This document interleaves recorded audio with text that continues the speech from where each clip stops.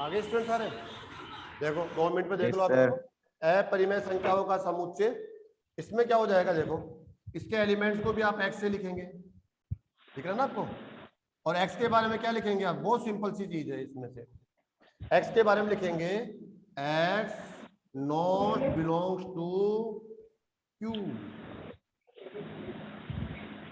x वो नंबर है जो q में स्थित न हो। x आप q का एलिमेंट न हो, मतलब q का एलिमेंट होना परिमेय होगा, और q का एलिमेंट न होना परिमेय नहीं होगा, मतलब अपरिमेय होगा। तो जो एलिमेंट q में नहीं होता तो उसको हम अपरिमेय बोलते हैं, और अपरिमेय संख्याओं का समुच्चय हम लोग लिख रहे हैं, ठीक है। ऐसे बोल दो इसको, अगर ऐसे नहीं बोलते ऐसे बोलते हैं x क्या है, परिमेय नहीं है। ये लो, x इसका एक एलिमेंट होगा, और उसके बारे में क्या कर दिया, x परिमेय नहीं होना चाहिए। तो भाई परिमेय नहीं होना चाहिए तो फिर क्या होगा, अपरिमेय, ठीक है। तो ये अपरिमेय संख्याओं का समुच्चय होता है, और इसको किससे रिप्रेजेंट करते हैं, आपको लग रहा होगा टी से रिप्रेजेंट करेंगे, लग रहा होगा ना आपको। नो सर, टी से करेंगे। किससे रिप्रेजेंट करेंगे हम, टी से, टी। एक मिनट क्या काम कर रहे हैं, देखो आप, अपरिमेय संख्याओं का समुच्चय, x इसका एक एलिमेंट है, और x के बारे में कहा गया है कि आप परिमेय नहीं हो सकते, और जो परिमेय संख्या नहीं होगी उस संख्या को हम बोलते हैं अपरिमेय, ठीक है। और अपरिमेय संख्याओं का ये समुच्चय है। अब ये क्या हो गया, q हो गया, इसको हम p से रिप्रेजेंट कर देते हैं, कुछ इसको t से भी रिप्रेजेंट करते हैं, अलग अलग होता है, ठीक है। कुछ इसको नॉट बिलोंग्स टू q भी लिख देते हैं, इतना बड़ा इशू नहीं है इसके साथ में, ठीक है। तो ये स्टूडेंट्स आप लोगों ने देख लिया होगा, Q का मतलब है सेट ऑफ रैशनल नंबर, और रैशनल नंबर की डेफिनेशन आपको पता होनी चाहिए, P बाई Q फॉर्म में हो, P और Q, P and Q integer हो, Q नॉट इक्वल टू 0। अगर इन तीनों में से एक भी शर्त पूरी नहीं होती है, एक भी, कम से कम एक, दो या तीनों पूरी न हो, तो आप कह दीजिए वो रैशनल नंबर नहीं है, वो Q का एलिमेंट नहीं है। वो किसका एलिमेंट हो जाएगा, P का एलिमेंट हो जाएगा। किसका एलिमेंट होगा, P का। एक एग्जांपल हम आपके सामने रख देते हैं, देखिए आप लोग, कोई एग्जांपल है। यस स्टूडेंट,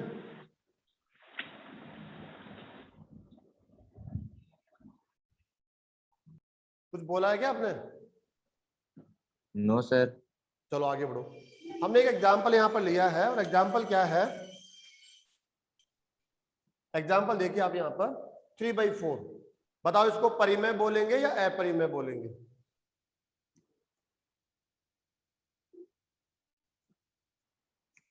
ये एक रैशनल नंबर है या इररेशनल, परिमेय या अपरिमेय? ये Q का एलिमेंट है या P का एलिमेंट है, बताओ। Rational number. रैशनल नंबर है। क्यों रैशनल है? P by रैशनल Q की फॉर्म फर्स्ट भी कंडीशन एक। P बाई Q फॉर्म है या नहीं है? P बाई Q फॉर्म, ये P और Q, P by Q form हो गया, नंबर 1। सेकंड कंडीशन देखो, P की वैल्यू क्या है यहाँ पर 3, अब p हाँ। की वैल्यू 3 इंटीजर होना चाहिए, तो ये देखो 3 ये रहा। q की वैल्यू क्या है 4, तो ये रहा 4। p भी इंटीजर है और q भी इंटीजर है, दोनों अलग अलग। p इक्वल टू 3 जो एक इंटीजर है, पूर्णांक है, q इक्वल टू 4 वो भी एक इंटीजर है। तो ये दूसरी शर्त भी पूरी हो गई, p and q are integers. And third, Yes, q sir. Not equal to 0, q का मान 0 नहीं होना चाहिए। तो देखो q का मान क्या आ रहा है 4, तो 0 नहीं है। 4 4 तो 0 नहीं हम जानते हैं, तो हम कहते हैं 3/4 आप इन तीनों शर्तों का पालन करते हैं। 1 p by q फॉर्म है, p and q are integer है, and q not equal to 0, इसलिए आप किसका एलिमेंट है q का। परिमेय संख्या है आप, इसलिए परिमेय संख्याओं का जो समुच्चय होता है q से लिखते हैं, वो q का आप एक एलिमेंट है। नेक्स्ट आ जाओ स्टूडेंट, जैसे आप सोचिए आप लोग, जैसे √2/1 ऐसे मान लो। बताओ परिमेय या अपरिमेय? अपरिमेय। अपरिमेय। कैसे अपरिमेय है? फर्स्ट है करो, p बाई क्यू फॉर्म है, हाँ है p बाई क्यू, ये p की वैल्यू ये q की value, p by Q form तो है। सेकेंड नंबर बताओ, इंटीजर नहीं है। इंटीजर्स होने चाहिए। अब बताओ p की वैल्यू क्या है √2, √2 तो इंटीजर नहीं होता है।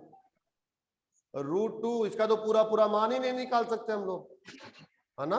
1.414 ऐसा कुछ होता है, हम लोग खुद भी याद नहीं करके बैठे हुए हैं, क्योंकि इनफिनिट तक जाता है, अंत ही नहीं है इसका, कि पूरा पूरा डिविजिबल नहीं है, पूरी पूरी कैलकुलेशन नहीं होती है √2 की। तो ये परिमेय नहीं, सॉरी क्या बोलते हैं इसको, इंटीजर नहीं है। p की वैल्यू √2 आ गया, जब ये बोल रहा है p भी इंटीजर हो q भी इंटीजर हो, तो q की वैल्यू तो 1 है, तो 1 तो इंटीजर है। देखो इंटीजर आई, ये रहा 1 तो इंटीजर है, लेकिन जो p का मान है वो क्या है √2। √2 आई में नहीं होता, ये रहा आई, इंटीजर नहीं है, √2 इसमें होता ही नहीं है। तो p की वैल्यू √2 है जो इंटीजर नहीं है, इस वजह से ये p and q are integers हो उसको पूरा नहीं करता, तो ये परिमेय नहीं है। ये कौन है अपरिमेय, अपरिमेय। बिलोंग्स टू p कह देंगे आप, अपरिमेय है, अपरिमेय संख्या है, ठीक है। और देखो आप लोग जैसे 0.2, चलो 0.2 बताओ परिमेय या अपरिमेय? अपरिमेय। अपरिमेय है, क्यों है अपरिमेय? p बाई q फॉर्म में नहीं है।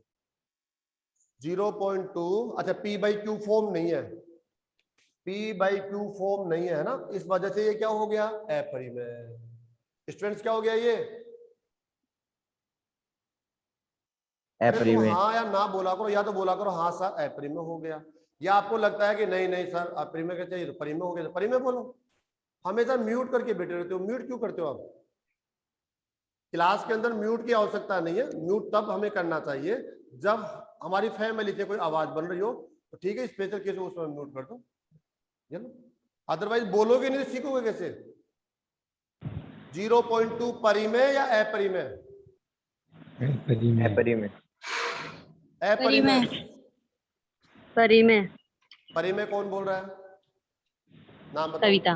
कविता, हाँ कविता ही दिख रहा है यहाँ भी, कविता PCM। तो कविता ये बताओ आप, 0.2 आपने कहा ये परिमेय है, वो कैसे परिमेय है? सर क्योंकि इसके अपॉन में 1 लगा सकते हैं हम, हाँ इसके अपॉन में 1 लगा सकते हैं। अच्छा, अपॉन में 1 लगा सकते हैं, तो ये लो अपॉन 1 हो गया, तो ये p बाई क्यू फॉर्म हो गया। और सर इसका पॉइंट हटाएंगे तो फिर 10 हो जाएगा। अच्छा पॉइंट क्यों हटा रहे हैं आप? क्योंकि सर इस p केस बाई में ये क्यू फॉर्म में इंटीजर लिखने नहीं के है, लिए। अभी तो इंटीजर नहीं है ना ये 0.2, ये तो पूर्णांक संख्या नहीं है, तो पूर्णांक संख्या को पूर्णांक संख्या बनाना है ना अपने को, तो क्या कर रहे हैं आप पॉइंट हटाने के लिए? सर नीचे 0 लगा देंगे। ठीक है, वेरी गुड। आप ये कहना चाह रहे हैं, जितना मैं समझ रहा हूँ 2/10 कहना चाह रहे हैं इसको आप, है ना, ऐसे कहना चाह रहे हैं।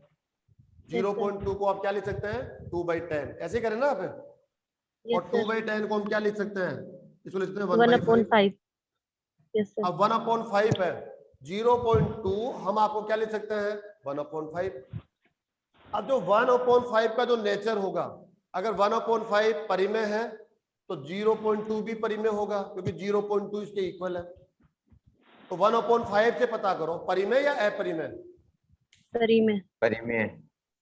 आप परिमेय है तो 0.2 भी परिमेय है। तो देखो थोड़ा ध्यान दो, अब आप 11th क्लास के स्टूडेंट्स हैं, आप ये नहीं सोचे कि आपको डायरेक्टली जो नंबर मिला हुआ है उसके साथ आप कोई कैलकुलेशन नहीं करेंगे, आप तो केवल दे के बताएंगे कि हाँ अरे ये तो परिमेय है, ये अपरिमेय। उसको विदाउट चेंजेस अगर आप चेंज कर सकते हैं, आप उसको थोड़ा सा सरलीकरण करके आगे बढ़कर सोचना चाहते हैं तो जरूर सोचिए, आप वो कैलकुलेशन करिए, कोशिश करिए कि वो परिमेय हो जाए। फिर नहीं होता है तो ठीक है, अपरिमेय बोलना ही बोलना है हमें फाइनली। तो 0.2 आपको हम लिख सकते हैं 1/5।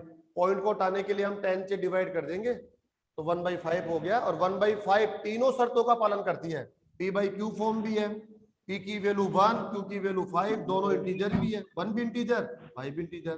q नॉट इक्वल टू 0, देखो q की वैल्यू 5 है तो नॉट इक्वल टू 0 भी है, कोई इशू ही नहीं है। एक एग्जांपल और मैं आपके सामने रखूंगा यहाँ पर, ठीक है, देखना बड़े ध्यान से देखना आप। 1.3333 इंफिनिटी। बताओ परिमेय या अपरिमेय।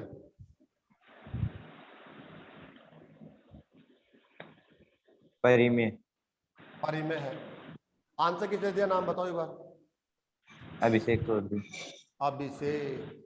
अभिषेक उत्तर भी दो, परिमेय कैसे बोल रहे हो आप। सर 4/3 का मान होगा 1.333। अच्छा ये 4/3 हो जाता है, ये इज इक्वल टू 4/3। अगर हम 4 को डिवाइड करेंगे 3 से तो यही आता है आंसर, चेक कर लीजिए, बिल्कुल Yes, करेक्ट sir. कह रहे हैं ये। हम आपको लिख सकते हैं 4/3 और ये दोनों इक्वल है, तो 4/3 अगर परिमेय है, रैशनल है, तो ये भी रैशनल होगा। 4/3 इरेशनल है, अपरिमेय, तो ये भी अपरिमेय होगा। अब 4/3 से देखिए आप, तो ये p/q फॉर्म है, हाँ है।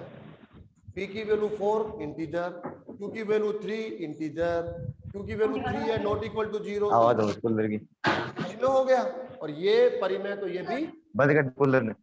अब किसी स्टूडेंट के माइंड में ये चल रहा होगा कि सर ऐसे कैसे लिख दिया, मान लो 1.333, चलो ये तो इस स्टूडेंट को याद था, मुझे तो ध्यान ही नहीं था। 4/3 ऐसे कैसे लेकर आएंगे हम लोग अचानक ही। तो स्टूडेंट्स जब ऐसे नंबर्स हम लोगों को मिलेंगे तो हम लोग आने वाले लेसन में कैसे इसको ऐसे लिख सकते हैं, उसका अपने आप में एक मेथड है, उस मेथड को हम सीख लेंगे तो कोई भी नंबर लिखा जाए तो आप आसानी से इसको ऐसा लिख सकते हैं। अब ध्यान से समझ लीजिए, आप देखो इसको, इसमें रिपीटेशन है, इसको लिख सकते हैं 1.3 बार। क्या लिख सकते हैं इसको हम लोग 1.3 बार। तो जिसमें भी बार आ जाता है ना, वो नंबर हमेशा इस फॉर्म में लिखा जा सकता है, वो हमेशा परिमेय होगा। जब भी आपको लगे कि किसी के अंदर बार आ गया है, बार, ठीक है, किसी भी नंबर में बार है, तो ये आपके रिपीटिंग नंबर सही है, 3 3 3 3 3 3 3, ऐसे रिपीटिंग नंबर हो या नंबर्स का समूह हो, वो हमेशा परिमेय होता है। या आप डायरेक्टली समझ लीजिए, बार बार में आपको कैलकुलेशन नहीं करनी पड़ेगी, 4/3 लिखने की जरूरत नहीं थी। अगर आप इसको ध्यान से देखेंगे, छोटा सा नोट है, अगर दशमलव वाली संख्या हो, इनफिनिट तक जाती हो और इसमें रिपीटिंग हो 3 3 3 3 3 3, ये तो एक ही डिजिट का रिपीटिंग है, यहाँ पर 2 3 4 डिजिट का भी, जैसे 3 4 3 4 3 4 3 4 3 4 3 4, तो यहाँ पर 3 4 का रिपीटिंग है, रिपीट हो क्या आ रहा है, तो ये 100% परिमेय होगा। जहां भी रिपीटिंग है परिमेय, और जहां रिपीटिंग नहीं है लेकिन इनफिनिट तक जाना चाहिए, तो ये आपका हो गया परिमेय। एक और मैं आपके सामने रखना चाहता हूं, जैसे 1.341907 बताओ भाई। अपरिमेय। अपरिमेय, ये भी इनफिनिट तक जा रही है लेकिन इसमें रिपीटिंग नहीं है। आप में से कोई बता सकता है कि 5 के आफ्टर कौन सा नंबर आने वाला है? No sir. नहीं बता सकते, लेकिन यहां बता सकते हो इस 3 के बाद कौन आने वाला है? 3। तो अगर आप बता सकते हो तो परिमेय है, अगर आप नहीं बता सकते, ठीक है, लॉजिकली ऐसा नहीं मैं बता सकता हूँ सर 7 आएगा, अरे ऐसे कौन सा बता 7 क्यों आएगा ये बता, आएगा सर आएगा आएगा, ये कोई बात है आएगा आएगा आएगा। आपको लॉजिक के साथ में रखना पड़ेगा, सर मेरा लॉजिक ये है इस वजह से ये आएगा। तो आपने कहा 3 आएगा तो लॉजिक क्या है, क्योंकि यहाँ पर रिपीटिंग है 3 3 3 3 तो रिपीटिंग नंबर है तो 3 आएगा। लेकिन यहाँ पर अगर 7 आएगा तो 7 क्यों आएगा, क्योंकि मैं कह रहा हूं इसलिए आएगा। अरे तू कौन है भाई, तेरे कहने से सारी दुनिया थोड़ी मान लेगी, मैं कह रहा हूं इसलिए 7 आएगा। ये कौन सा लॉजिक हुआ, ऐसा लॉजिक नहीं चलेगा, ठीक है ना, ऐसा लॉजिक नहीं चलेगा, ऐसे तो आप पिट जाओगे बुरी तरह। तो नहीं, हम उसके बाद कौन सा नंबर आएगा हमें कोई आइडिया नहीं है, इसलिए हम नहीं कह सकते इसको। आप इस फॉर्म में नहीं लिख सकते, पी बाई क्यू फॉर्म में नहीं लिख सकते इसको, पी बाई क्यू फॉर्म में नहीं लिखा जा सकता, सीधी सी बात यह है। लिख दोगे तो पी और क्यू इंटीजर नहीं होंगे, इसलिए ये संख्या परिमेय नहीं होगी, ठीक है ना। ओके स्टूडेंट्स, आज की क्लास को हम यहीं पर एंड करते हैं। नेक्स्ट क्लास स्टार्ट हो गई है मेरी, तो आपकी भी नेक्स्ट क्लास स्टार्ट हो रही है। कल हम लोग थोड़ा सा इसको आगे पढ़ेंगे, रियल नंबर है ना, कुछ पढ़ेंगे और कंप्लीट कर